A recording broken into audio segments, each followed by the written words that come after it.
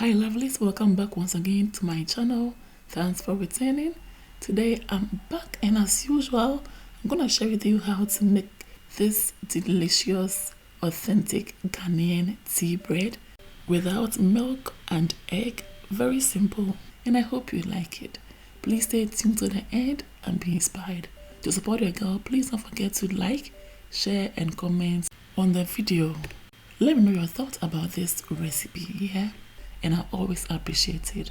And if it's your first time on my channel, I hope you'll be inspired enough to join this amazing family. Lovelies, without further ado, let's dive right into the video, yeah? In a bowl, I'm adding my all-purpose or plain flour. Next, I'll add my icing sugar. You can use any type of sugar of your choice, yeah? Next, salt, nutmeg powder. Next, I'll start to mix until well combined. And then after that, I'll bring in my butter, just like this. And after that, I'll mix everything together until well combined again.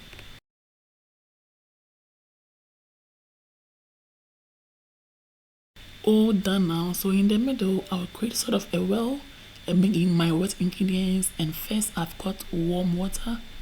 Next, I'm bringing in my vanilla extract. You can add any flavor of your choice, okay? And now my yeast. I'll continue to mix and combine until a dough is formed, yeah? Lovelies, I'll leave the list of all the ingredients and their measurements in the description box, so no worries. Just don't forget to go there, check it up and be inspired, okay? Just look at that, a beautiful dough is formed. Next, on a clean work surface, I'll transfer the dough. Work on it until gluten is activated, yeah? Lovelies, if it's your first time ever seeing my video, hey, I would love to have you here. So kindly subscribe to my channel to enjoy more of my amazing recipes. Don't forget to also click on the bell button to receive updates from me whenever I upload new videos. Whilst at it, click on the all option in order not to miss any of my videos in the future. And I'm so sure you will love it here. Gluten is activated when we press on the dough and it bounces back. And we have achieved that. So in a bowl with oil, I'm adding the dough just like this. And I'll cover it up with my cling film. Leave it in a warm area for about an hour until the dough rises to double or triple up, okay? To be faster, I'm adding my napkin. So we are back after an hour and the dough has really doubled up. Just check it out. I love the texture. Beautiful. Next, on a clean work surface again, I'll transfer the dough just like this. And this time around, I'll cut the dough into 4.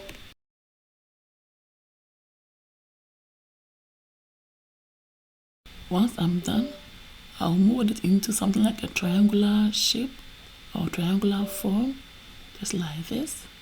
At this point, the size is okay, so I'll go ahead to roll the top part towards the down part, like this.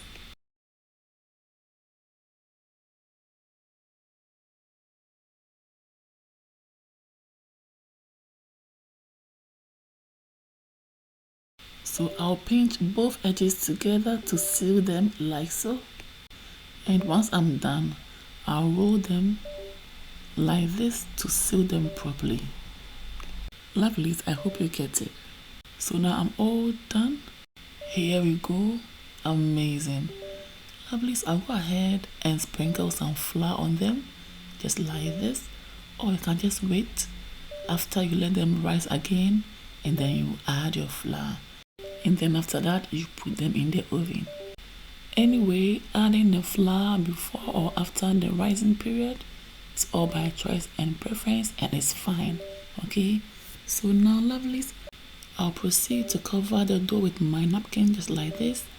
Leave them in a warm area to rise again for about 20 minutes. And we are back again, so let's check them out. Beautiful. You can see they've really doubled in size.